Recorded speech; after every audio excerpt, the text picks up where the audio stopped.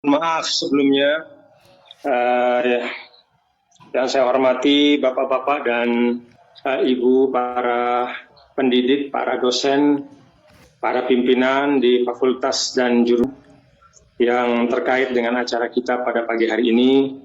Yang saya hormati sahabat saya, Bapak Dr. Abbas Mansur Tamam, yang tadi sempat saya ikuti sekitar 5 menit terakhir ya pemaparan beliau, yang saya lihat ternyata memang sudah sangat komprehensif ya sejak beliau memberikan pemaparan terkait dengan tema moderasi beragama ya dalam perspektif Al-Quran. Bapak-bapak dan saudara-saudara sekalian, pertama ya tentu setelah syukur kepada Allah Subhanahu wa Ta'ala, saya menyampaikan apresiasi dan penghargaan kepada program studi ya tafsir atau Fakultas Usuluddin Universitas Islam Negeri Sunan Gunung Jati Bandung atas kegiatan pada pagi hari ini kuliah umum. Yang kedua, saya mendorong dan mendoakan ya para mahasiswa dan mahasiswi untuk terus menggali hazanah-hazanah keislaman yang ada ya. Ya tentu secara pribadi untuk bisa membangun pemahaman yang utuh ya tentang agama kita, dan kemudian mengamalkan apa yang kita pahami itu dengan baik. Lalu kedua juga untuk menggunakan pemahaman yang tepat itu, kita dapat berkontribusi untuk membangun kehidupan keagamaan yang lebih sehat. Ya. Kehidupan keagamaan yang lebih sehat itu akan membantu untuk tumbuhnya kehidupan kebangsaan kita yang juga lebih sehat. Karena bangsa kita ini dihuni oleh masyarakat yang memiliki tingkat religiusitas yang sangat tinggi, ya, semangat beragama yang sangat tinggi, sehingga wajah dari Indonesia ke depan itu sangat ditentukan oleh bagaimana sikap keberagamaan yang kita tumbuhkan pada saat ini. Selanjutnya saya ingin menyampaikan yang ketiga, saya menyampaikan permohonan maaf ya kepada bapak-bapak dan saudara-saudara sekalian, karena saya pada kesempatan ini bisa bergabung itu melalui menggunakan handphone ya, jaringan yang biasa, jaringan Telkomsel untuk NTB dan Bali itu lagi bermasalah ya, karena ada kabel bawah laut yang katanya sedang bermasalah, sehingga internet juga bermasalah. Kemudian Telkomsel yang menjadi backbone dari komunikasi internet itu juga bermasalah. Tapi alhamdulillah masih ada jaringan yang lain dan saya bisa gunakan pada saat ini, sehingga saya mohon maaf kalau misalnya nanti di tengah-tengah saya berbicara ada gangguan ya, karena memang jaringan ini juga jaringan yang tidak begitu stabil. Saya langsung saja ya. Tadi saya menyimak bapak-bapak dan ibu, para mahasiswa dan mahasiswi yang saya hormati, pemaparan yang menurut saya sudah cukup komprehensif ya, cukup komprehensif dengan presentasi yang juga sangat lengkap ya, yang menggambarkan bagaimana atau seperti apa ya Al-Quran berbicara tentang moderasi. Ada beberapa hal yang saya dengar sempat dalam 5 menit terakhir ya, 5 sampai 10 menit terakhir, yang ditegaskan oleh Dr. Abbas Mansur Tamam, bahwa moderasi itu bukan berarti memudah-mudahkan. Moderasi itu bukan berarti meninggalkan tuntunan agama. Tapi moderasi itu adalah konsistensi. Ya. Moderasi itu juga adalah sikap beragama yang memegang teguh prinsip. Nah, saya pikir ini perlu untuk kita garis bawahi, ya, saudara-saudara sekalian. Saya hanya ingin menambahkan beberapa hal saja, ya.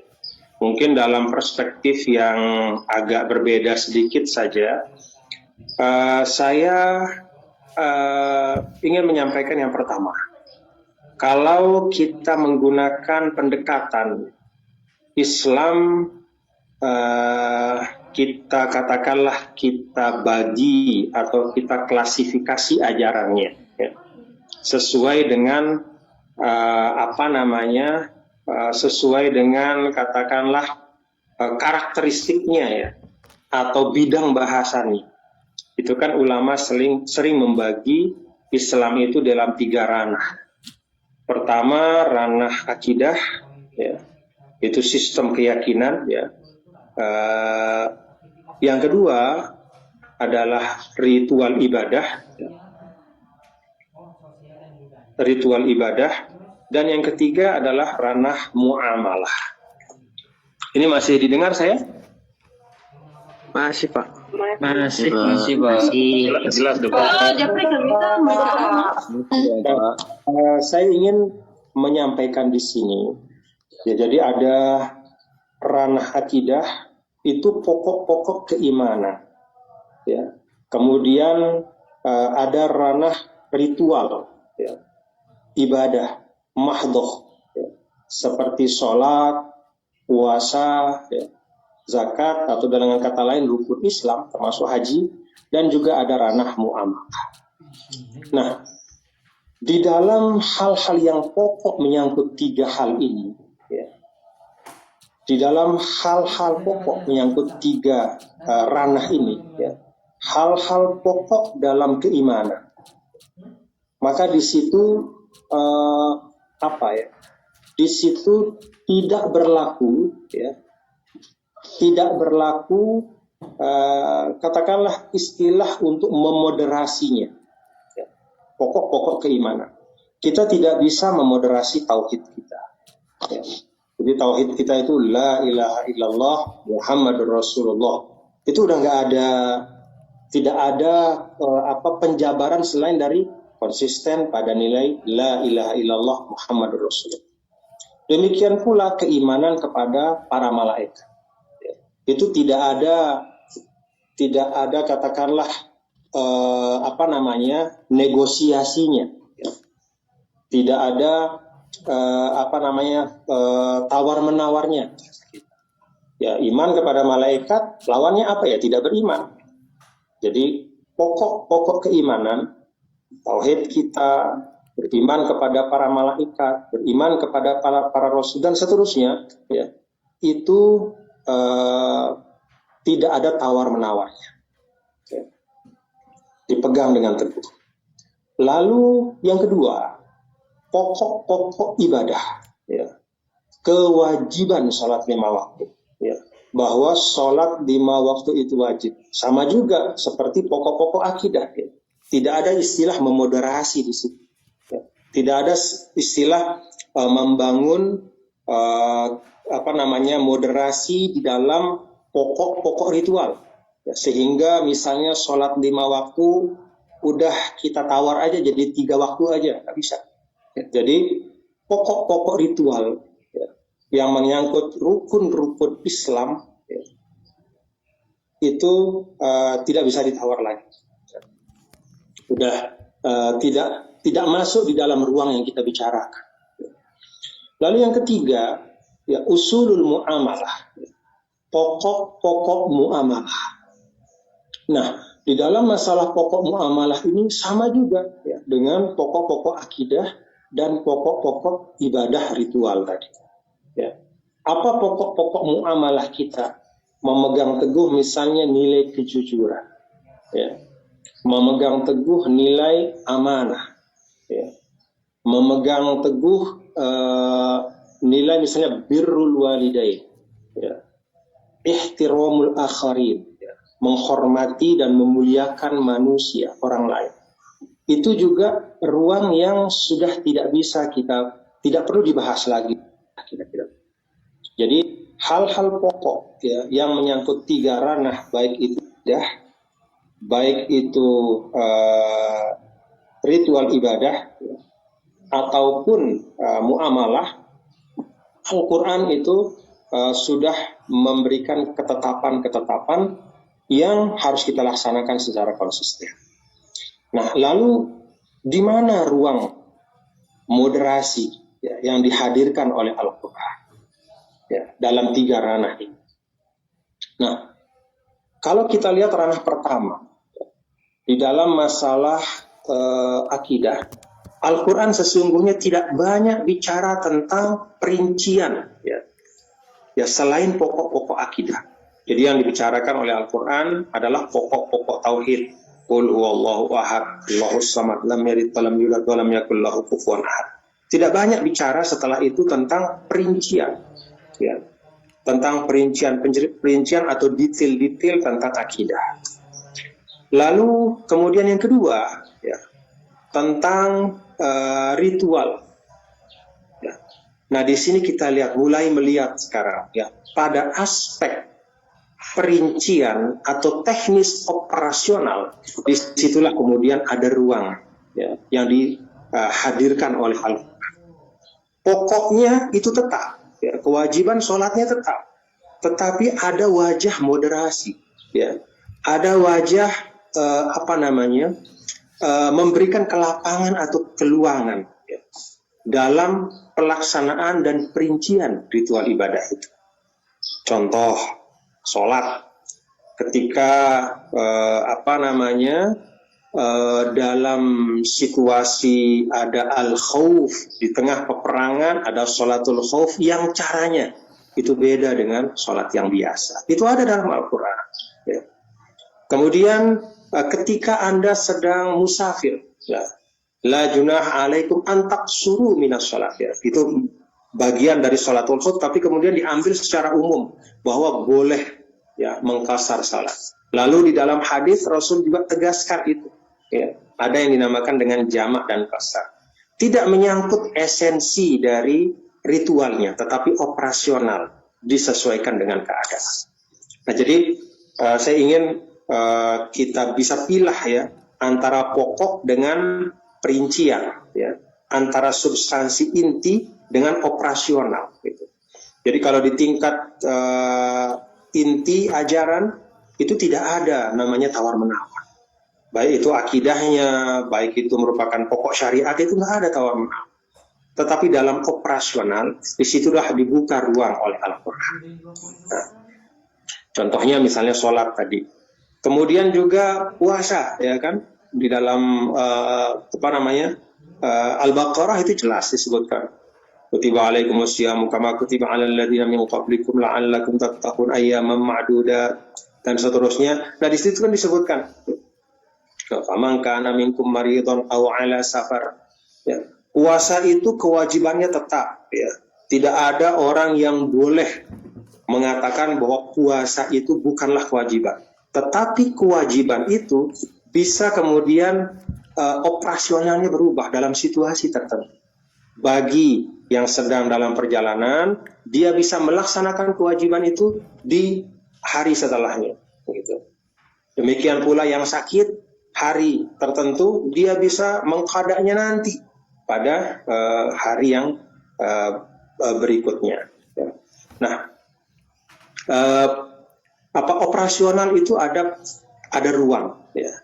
Itu yang diuraikan dalam Al-Quran sebagai wama ja'ala alaikum fid dini min haraj, bahwa tidaklah Allah Subhanahu wa taala itu menjadikan kesulitan ya di dalam kalian beragama. Itu bukan terkait dengan inti, tapi berkait dengan operasional.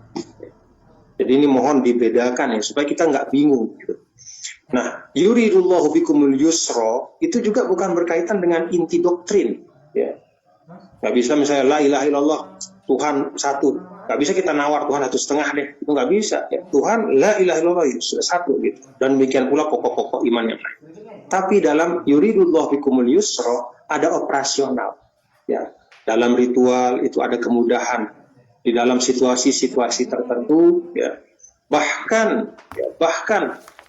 kalau misalnya terkait dengan situasi yang kritikal, ya, itu yang sering dicontohkan oleh ulama. Kalau kita sudah sholat tapi kemudian ada orang misalnya sedang mendapat musibah, ya, kalau dalam kitab itu dicontohkan jatuh ke sumur, maka kewajiban sholat ini wajib untuk kita potong, kita hentikan dan kita selamatkan dulu itu orang. Ini bukan berarti menganggap sholat tidak wajib, tidak, tapi situasi yang ada mengharuskan kita untuk menangani sesuatu yang lebih darurat lagi, yaitu keselamatan nyawa orang. Nah, jadi di sini ada ruang, ya, yang disebut dengan kemudahan beragama, ya, yang disebut dengan kelapangan beragama, itu bukan dalam pokok atau inti, tapi dalam operasional dan pelaksanaan. Dan itu ditegaskan langsung oleh Al-Quran. Nah, demikian pula ya di dalam masalah al-mu'amalah. Ya. Al-mu'amalah pokok-pokoknya, ya, nilai-nilai utama itu nggak bisa bergeser. Yang namanya as-sidqu, ya, dalam ranah muamalah itu nggak bisa bergeser. Yang namanya kejujuran itu wajib. Kejujuran itu wajib. Kemudian menunaikan amanah dengan baik itu juga wajib. Birrul walidain itu juga wajib. Tapi kemudian ya, di dalam ranah muamalah yang demikian luas, ya, implementasi dari prinsip-prinsip muamalah itu kemudian bisa disesuaikan, ya, dengan keadaan dan kondisi yang berkembang. Nah, di dalam bidang yang ketiga inilah sesungguhnya menurut saya hal yang paling relevan untuk kita menggali bagaimana Al-Quran berbicara dalam konteks kita membangun muamalah yang baik. Karena dalam sisi yang lain, ya, kalau kita lihat 3 ruang tadi, ruang akidah, ritual ibadah, dan muamalah, maka yang pertama dan kedua ini kan sifatnya eksklusif, hanya untuk umat Islam. Ya. Jadi akidah kita itu, ya memang itu eksklusif milik kita, ya, bukan milik orang yang beragama lain. Ritual ibadah itu juga eksklusif milik kita, bukan merupakan milik orang. Nah, mana ruang yang dimana kita ada dan orang juga ada dalam ruang yang sama, itulah yang namanya ruang muamalah. Nah, karena itu kalau kita coba membaca, ya, ayat yang menyampaikan karakteristik wasatiyah, ya, atau umat yang moderat, itu kan konteksnya adalah konteks muamalah, ya. Wa kadzalika ja'alnakum ummatan wasata litakunu syuhada'a 'alan nas wa yakuna ar-rasulu 'alaikum syahid. Jadi walaupun ayat ini dalam satu rangkaian dengan ayat tahwilul kiblah, ya, tapi kemudian ada satu bagian dari ayat ini yang konteksnya adalah konteks dalam kontestasi peradaban, ya, dalam ruang muamalah kita, ya, dalam kehidupan ini. Nah, di situ kan disebutkan wa kadzalika ja'alnakum ummatan wasata. Kami jadikan kalian sebagai umat pertengahan, ya. Jadi umat pertengahan ini kemudian konteksnya lebih kuat, ya, adalah dalam konteks ruang ranah muamalah.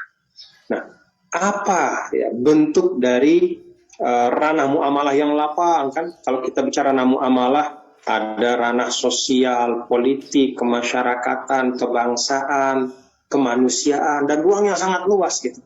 Nah, kalau kita lihat dalam Al-Quran, ternyata inilah yang paling banyak, ya, yang paling banyak diulas oleh Al-Quran dalam konteks membangun sikap moderat. Contoh, di dalam aktivitas ekonomi kita, ya, dalam Al-Quran kan ada banyak sekali ayat, ya. Misalnya, wala taj'al yadaka maghlulatan ila 'unuqika wala tabsutha kullal basti fataq'uda maluman mahsur. Jangan kamu jadikan tanganmu di belakang lehermu, ya, itu menggambarkan sikap yang sangat bakhil, ya. Dia punya sumber daya ekonomi tapi dia tidak tidak mau, ya, menggunakannya untuk kemaslahatan dirinya maupun orang lain. Wala tabsutha kullal basti, dan jangan juga menyia-nyiakan, ya, memubazirkan, memporos-poroskan, ya. Jadi ini contoh bagaimana Al-Quran itu membangun moderasi dalam ranah, misalnya dalam ayat ini adalah dalam ranah bagaimana kita memanfaatkan sumber daya ekonomi dalam kehidupan. Kalau kita lihat bagaimana Al-Quran membangun pola konsumsi kita, sama juga. Ya, wa kulu washrabu wa la tusrifu. Ini ranahnya apa? Ranah akidah? Kan? Ranah ritual? Enggak. Ini ranah muamalah. Ya. Wa kulu washrabu wa la tusrifu. Silahkan makan, minum, tapi jangan berlebih-lebihan. Ya. Kemudian di dalam konteks kita berinteraksi dengan orang lain, ya. Konteks kita berinteraksi dengan orang lain. Wala tamshi fil ardi maraha. Innaka lan takhriqal arda wa lan tablughal jibala tula. Ya. Bagaimana dalam aktivitas kita itu jangan jumawa, jangan merasa paling hebat. Ya, diibaratkan ayat ini seperti orang yang menghentak-hentakkan kakinya ke bumi, ya. Tanda kesombongan. Nah, ini kan semuanya dalam ranah muamalah. Karena itu saya sampaikan di sini bahwa ketika berbicara tentang membangun sikap beragama, ini sikap beragama ya. Tadi saya setuju dengan Bapak Dr. Abbas Mansur ya, bahwa Islam itu genuine, ya, secara otentik dia adalah sesuatu yang wasati. Dia memang sudah moderat, jadi nggak perlu dimoderat-moderatkan ya. Memang ya, Islam itu memang agama pertengahan. Nah, tetapi antara Islam dengan sikap berislam itu kan dua hal yang beda. Ya. Islam bisa mengatakan A, tapi sikap beragama kita ternyata B, kan nggak sama itu. Nah, karena itu Islam yang memang sudah dia adalah agama yang moderat, tidak berlebih-lebihan, menempatkan segala sesuatu pada tempatnya, harus terwujud dalam sikap keberagamaan kita. Kan jadi aneh ya, para mahasiswa sekalian, kalau agama kita wajahnya moderat, ya, tapi ternyata wajah kita sebagai umat Islam ini wajah yang beda. Itu kan berarti ada yang miss. Nah, tugas kita untuk mendekatkan diri, untuk memahami, lalu kemudian kita bisa mengamalkan sesuai dengan tuntunan Islam itu. Nah, saya kembali bahwa kalau ketika Al-Quran bicara tentang moderasi beragama, itu lebih banyak dan dominan pada ranah muamalah. Dan menurut saya ini yang penting memang. Ya. Misalnya teman-teman di jurusan tafsir ya, Al-Quran, jurusan Al-Quran atau tafsir misalnya, itu coba dikaji, ya. Coba difokuskan kajian-kajian bagaimana ruang-ruang kehidupan ini dibahasakan oleh Al-Quran. Ranah muamalah yang multisektor ini, konsep ekonomi yang wasati itu kayak apa sih yang dibahasakan oleh Al-Quran? Itu apa? Bagaimana kita berekonomi yang sesuai dengan tuntunan Al-Quran? Ya. Dan itu memang menunjukkan bahwa semangat moderasi itu luar biasa. Kita bisa ambil itu dalam, katakanlah misalnya secara imperatif di dalam Al-Quran. Seperti tadi itu ada ayat-ayat yang melarang. Wala tusrifu, jangan berlebih-lebihan. Itu kan imperatif tuh, fi'il amr kan. Atau ada juga dalam bentuk masrudun wasatul qissatil Qur'aniyah. Ada yang diletakkan oleh Allah dalam konteks di tengah-tengah cerita. Seperti Nabi Yusuf alaihissalam. Bagaimana cerita dari Nabi Yusuf alaihissalam di dalamnya itu ada filsafat ekonomi. Bagaimana mengatur dan memanage sumber daya yang ada. Ketika berlebih surplus, jangan semuanya dihabiskan, tapi disimpan, kecuali yang diperlukan. Lalu ketika masa-masa paceklik, ya, defisit produksi, itu kemudian cadangan strategis itu yang digunakan ya, untuk kebutuhan-kebutuhan. Ini kan manajemen ekonomi. Itulah pandangan Islam. Ada kemudian misalnya ayat-ayat yang bicara tentang riba, ya, yang artinya tidak boleh mengeksploitasi orang lain. Itu pesan-pesan Al-Quran untuk membangun kehidupan ekonomi yang moderat. Nah, jadi saya mengajak ya, teman-teman sekalian. Tadi basis normatifnya sudah dijelaskan dengan bagus oleh Dr. Abbas Mansur Tamam ya.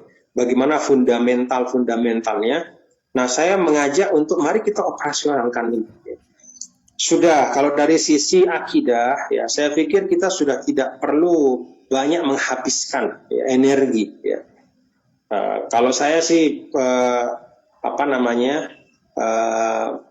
merasa ya dan meyakini bahwa ya manhaj Ahlus Sunnah wal Jamaah yang menjadi mainstream ya, yang dicerminkan dari pandangan Asy'ariyah Maturidiyah, ya sudah itu. Ya. Sudah selesai kita nih untuk akidah. Lalu untuk ritual ibadah, ya saya pikir juga pokok-pokok ibadah kita udah selesai.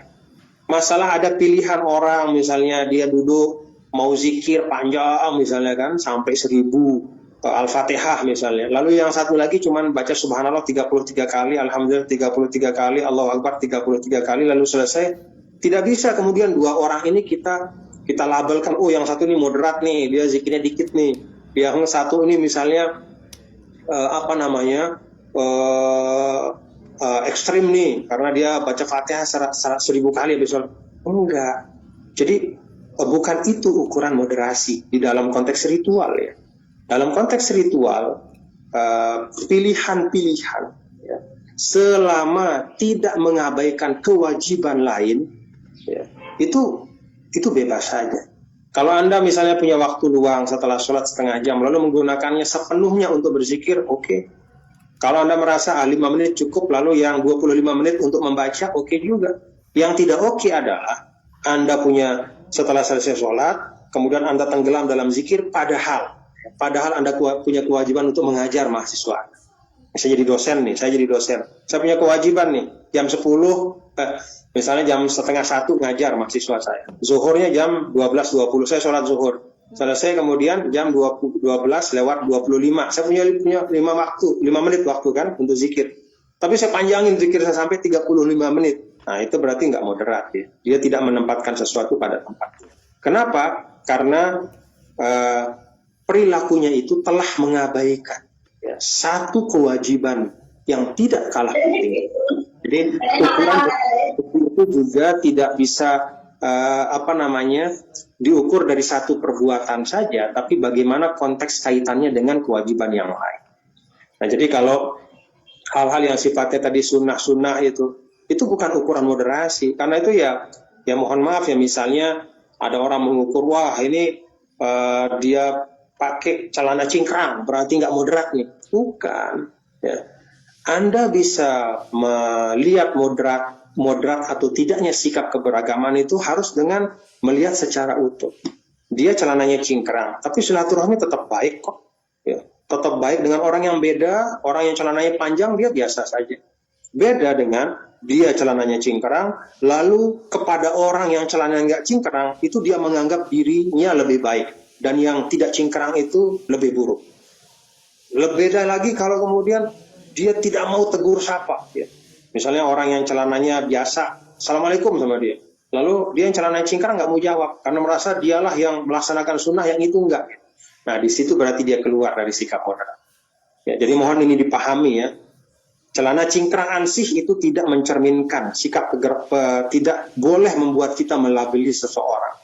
Karena sepanjang dia merasa, oh ini kan di dalam hadis itu ada seperti ini, jadi saya pilihlah untuk menggunakan ini. Oke. Tapi ketika kemudian itu mencerminkan, merefleksikan ya interaksi dia dengan orang, dia nggak menegur orang yang beda pandangan keagamaan. Kita bisa melihat, oh berarti sikap beragamanya itu melampaui batas atau tidak moderat. Nah jadi teman-teman dan Anda semua ya, saya menambahkan apa yang disampaikan oleh Dr. Abbas Mansur tadi, bahwa di ranah akidah ya, kita tidak usah terlalu banyak menghabiskan dalam tanda kutip menghabiskan waktu bicara detail ya. Kalau saya sih cukup ya manhaj Ahlussunnah wal Jamaah, Asy'ariyah Maturidiyah udah selesai. Lalu dalam ritual juga saya pikir juga kita bisa saling berlapang dada, ya, berlapang hati, melihat perbedaan-perbedaan yang beragam di dalam pelaksanaan perincian ibadah. Yang sedekapnya di atas, di pusar, di bawah pusar, atau yang nggak sedekap sama sekali, itu kan ada mazhabnya semua. Jadi kita nggak bisa menilai, wah begitu dapat di atas, wah ini berarti ini nggak, oh berarti ini radikal nih, berarti ini ekstrim. Tidak, itu ada mazhabnya juga, dan itu diakui. Yang di perut, di bawah perut, atau yang lepas seperti mazhab Maliki, sedekap, ya itu semua bukan merupakan rukun. Itu perincian-perincian yang diserahkan kepada masing-masing kita. Kita mengamalkannya dengan tanpa menganggap orang lain yang berbeda itu sebagai sesat atau kurang dibanding kita. Nah, jadi itu tentang ritual. Karena itu saya melihat bahwa bicara tentang moderasi beragama yang disampaikan oleh Al-Quran itu jauh lebih bermanfaat ya, dan lebih kontributif untuk Islam dan untuk bangsa kita ke depan kalau kita lebih banyak membahasnya ya, di dalam konteks ranah muamalah. Nah, karena itu misalnya bagaimana sih kita misalnya bagaimana kita membuat atau indikator-indikator apa misalnya di dalam ranah muamalah itu yang bisa kita gunakan untuk melihat sikap keberagamaan dari seseorang ya. Dan kemudian kita lihat, kita uji dari bagaimana Al-Quran membahasakannya. Nah, kalau misalnya dulu Pak Lukman Hakim ya, Bapak Menteri Agama kita yang dulu itu kan sering menyampaikan ada 4 hal untuk melihat ya komitmen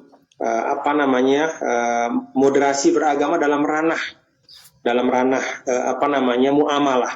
Yang pertama itu komitmen kebangsaan. Komitmen kebangsaan, bagaimana kita memiliki komitmen menerima negara bangsa yang namanya Indonesia. Sikap dan pandangan kita terhadap Indonesia itu juga jadi ukuran. Nah, kalau kita tarik ya ke pandangan Al-Quran ya terkait dengan komitmen kebangsaan, kan kita bisa melihat ya di dalam Al-Quran itu bagaimana Allah Subhanahu wa Ta'ala memberikan dorongan kepada kita untuk membangun kesepakatan yang baik. Ya. Lalu ketika kesepakatan yang baik itu tercapai, kita diminta untuk menjaganya dengan sepenuh hati. Nah, kalau kita letakkan tuntunan Al-Quran ini ya, tuntunan Al-Quran ini dalam konteks Indonesia, maka pesannya bagi kita adalah Indonesia adalah kesepakatan kita bersama, dan Al-Quran memerintahkan kita untuk menunaikan amanah ya. Dan negara bangsa ini amanah karena kita terima dari para pendahulu ya, dalam bentuk yang sudah jadi ya. Ketika kita sudah terima dalam bentuk yang sudah jadi, maka wajib kita jaga, kita rawat dan kita pelihara ya. Minimal sama dalam bentuk ketika kita menerima, kan itu teori amanah ya. Jadi kalau teori amanah itu kan sesuatu yang kita terima lalu kita jaga dan kita kembalikan dalam bentuk minimal sama. Jadi tidak boleh dalam bentuk dia sudah rusak gitu. Nah, itu misalnya dalam komitmen kebangsaan. Jadi kalau kita mengimplementasikan tuntunan Al-Quran dalam konteks komitmen kebangsaan itu, kira-kira bunyinya adalah negara bangsa Indonesia ini adalah amanah dari para ulama, para pendahulu kita, dan karena dia adalah amanah, maka wajib untuk kita jaga dan kita rawat. Tidak boleh kita rusak, apalagi kita hancurkan. Itu komitmen, ya, komitmen yang lahir dari pemahaman terhadap tuntunan Al-Quran. Yang kedua, apa yang disebut dengan toleransi. Nah, toleransi itu kan sebenarnya menghormati perbedaan. Bagaimana Al-Quran bicara tentang perbedaan? Ya, Al-Quran bicara tentang perbedaan itu dalam konteks ya, bahwa yang pertama, bahwa perbedaan itu adalah sunnatul. Dia sengaja diciptakan oleh Allah. Sengaja diciptakan oleh Allah. Kan di dalam sebagian dari tafsir para ulama terhadap ayat wala yazaluna mukhtalifin. Sebagian tafsir mengatakan ya, sebagian pemahaman mengatakan wala yazaluna mukhtalifin itu artinya adalah suatu suatu penjelasan, penegasan bahwa manusia itu selalu berada dalam 1001 perbedaan dalam kehidupan. Lalu ayat-ayat yang lain juga banyak sekali bicara ya tentang bagaimana mengelola perbedaan. Misalnya dalam Al-Hujurat yang sering dibahas oleh para ulama, ya ayuhan nas inna khalaqnakum min dzakarin wa untha wa ja'alnakum syu'uban wa qabail. Itu perbedaan. Jadi Al-Quran mengakui perbedaan itu. Lalu bagaimana kita berinteraksi? Li ta'arufu. Jadi perbedaan itu bukan buat ditonton, tapi dijadikan bahan untuk kemudian kita ta'aruf. Ta'aruf itu yang pertama saling belajar dari kata ma'rifah. Ta'aruf itu juga membangun kebijaksanaan. Dari kata irfan, ta'aruf itu juga dari al-urf, artinya kesepakatan. Maksudnya apa? Dengan perbedaan yang banyak itu, kita jalin dalam satu kesepakatan untuk hidup bersama. Nah, itu termasuk konteks kita ber-Indonesia. Nah, jadi Toleransi menerima, menyikapi perbedaan ya, dengan tetap menghargai orang lain yang berbeda. Ya. Kita bisa saja melihat atau meyakini bahwa pandangan itu salah dan batil, tapi orangnya tetap kita hargai. Ya. Orangnya tetap kita hargai. Kalau pandangan sufistik yang paling mendasar itu kan semua makhluk adalah tajalli dari Allah. Jadi yang namanya makhluk nih, jangankan manusia, makhluk aja, apapun makhluk itu, di situ ada cerminan dari Sang Pencipta. Bagaimana Anda mau menghina manusia, padahal dia diciptakan oleh yang maha, yang Allah Subhanahu Wa Taala, yang sama juga menciptakan kita. Jadi kalau pandangan tasawuf itu, dan itu memang diambil dari pandangan yang sangat esensial di dalam Islam, bahwa makhluk itu adalah cerminan dari Al-Khaliq, sehingga kita tidak menghina zat makhluk itu. Ya, pandangannya boleh kita tolak ya, katakanlah prinsipnya boleh kita tidak setuju, tapi kita tidak boleh menghinanya. Gitu. Jadi kalau dalam Al-Isra itu kan ayat 70. Walaqad karramna bani Adam. Jadi karomatul insan, kalau dalam konteks ayat ini adalah karomatun syai'un zati. Ya. Jadi karomatun zatiyah, ya. Bukan arodiyah. Ya. Bukan sesuatu yang datang belakangan ditempelkan, tapi kemuliaan manusia itu melekat pada dirinya, pada zatnya sejak dia diciptakan sebagai manusia oleh Allah. Karena itu tidak boleh ada seorang pun yang menghilangkan kemuliaan. Karena itu Rasul ketika ada jenazah yang lewat, beliau juga berdiri kan. Lalu sahabat mengatakan, dia itu orang Yahudi ya Rasulullah.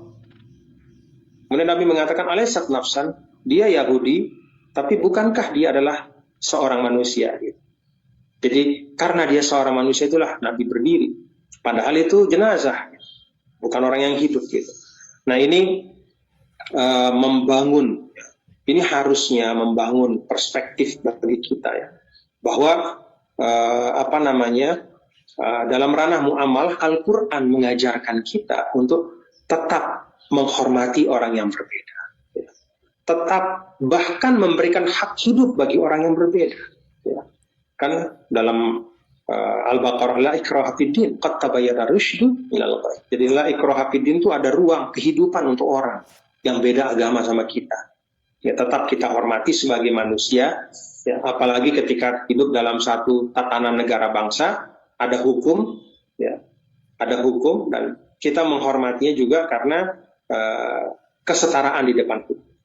Nah, seperti itu kira-kira ya, komitmen-komitmen. Jadi komitmen kebangsaan, kemudian toleransi. Yang ketiga itu, kalau kata Pak Lukman, itu komitmen anti kekerasan. Itu menjadi ukuran dari moderasi beragama. Bagaimana Al-Quran bicara tentang kekerasan? Bagaimana Rasulullah SAW bicara tentang kekerasan? Jelas sekali. Kalau kita lihat pesan Al-Quran, ya, di dalam ribuan ayat, salah satu yang sangat sering ya, dikecam oleh Al-Quran adalah sikap tajabbur, wa takabbur. Dan itu lekat atau dekat sekali dengan sikap kekerasan. Orang-orang yang punya kuasa lalu menggunakan kekerasan ya, untuk menunjukkan kekuasaannya. Itu Al-Quran sangat mengecam. Ya, ada personifikasi misalnya Fir'aun. Ya. Kemudian juga ada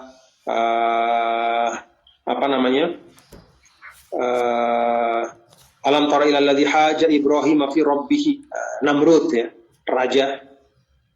Itu semua tokoh-tokoh yang sangat identik ya dengan orang yang memaksakan kekerasan, yang menggunakan kekerasan sebagai instrumen utama ya di dalam dia membangun kekuasaan.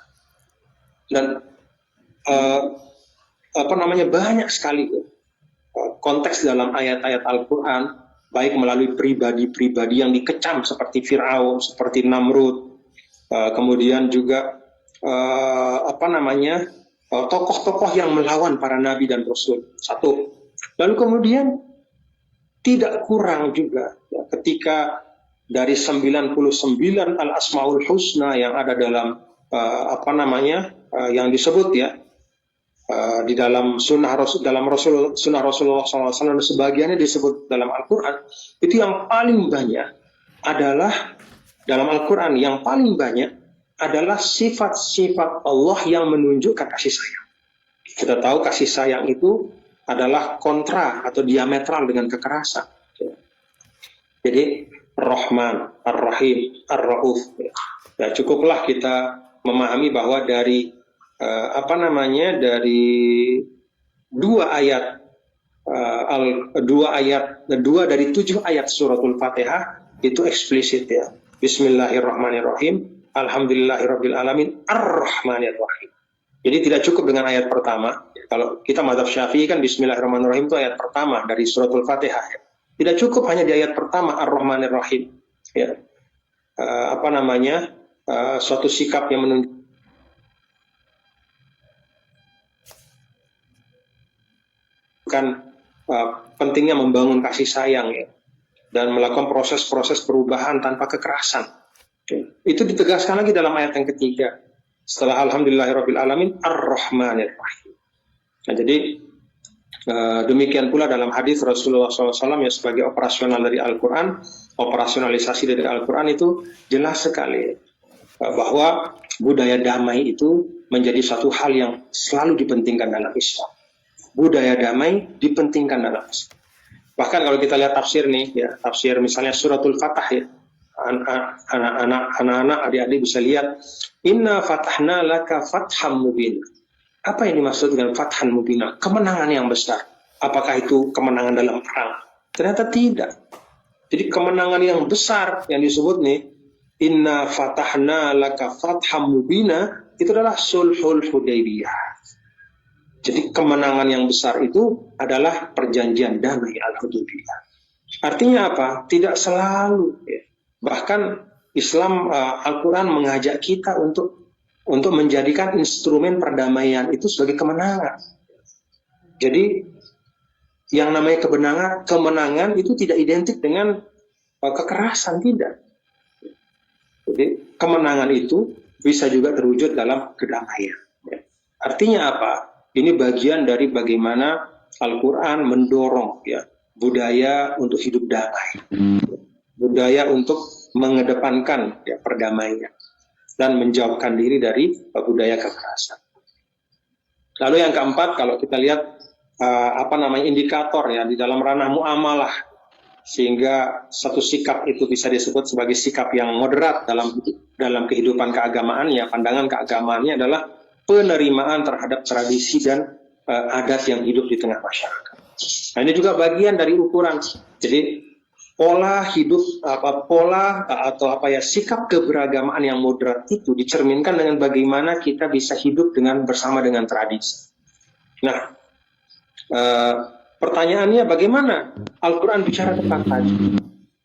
Apakah ketika Al-Quran bicara tentang katakanlah wilayah akidah, wilayah ritual, ya, dan kemudian juga ajaran-ajaran yang lain, itu berarti bahwa Al-Quran menafikan tradisi budaya yang hidup di tengah masyarakat yang dihasilkan dari kesepakatan anggota masyarakat?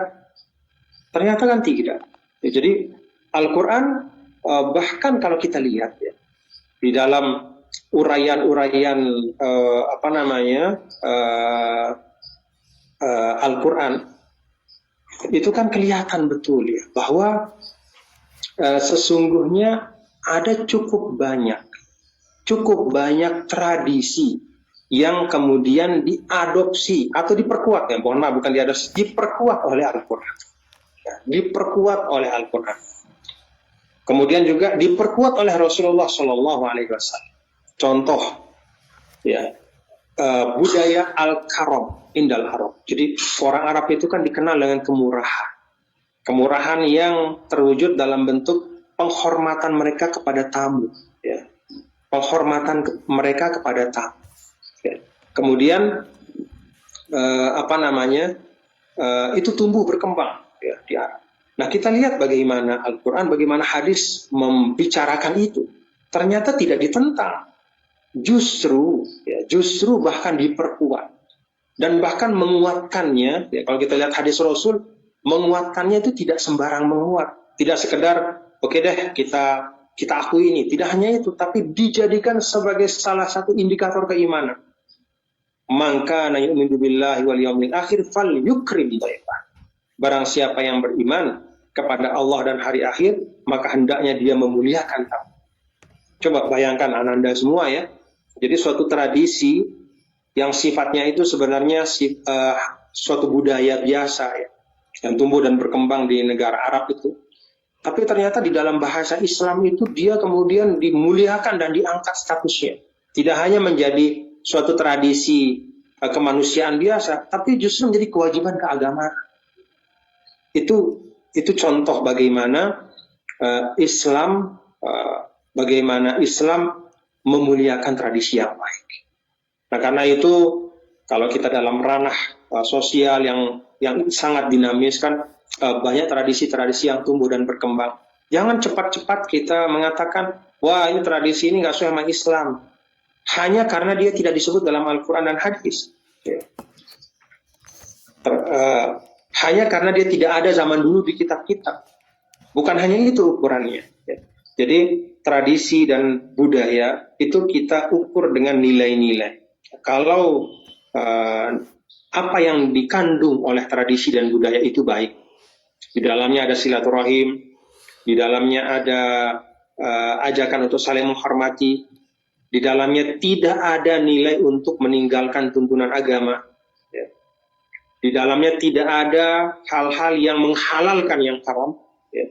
Misalnya kalau ada budaya dan tradisi yang di dalamnya ada minuman keras misalnya, itu jelas tidak bisa kita terima. Tapi kalau ada dan tradisi yang baik yang tumbuh berkembang, Islam tidak hanya mengakui, bahkan juga mengangkat derajatnya menjadi suatu kewajiban.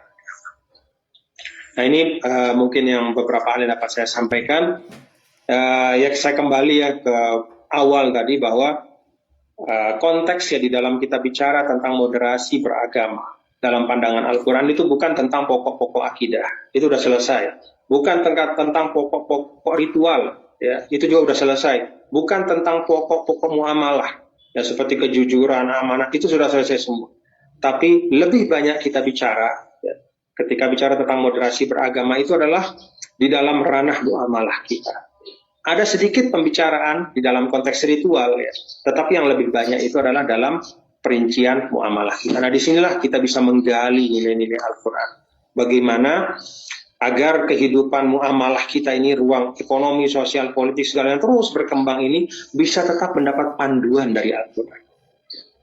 Bisa tetap mendapatkan katakanlah pakem-pakem ya, rambu-rambu dari Al-Quran, sehingga dia tidak lepas dari nilai-nilai kebaikan yang dipromosikan oleh Al-Quran. Demikian yang dapat saya sampaikan sebagai tambahan. Terima kasih. Assalamualaikum warahmatullahi wabarakatuh.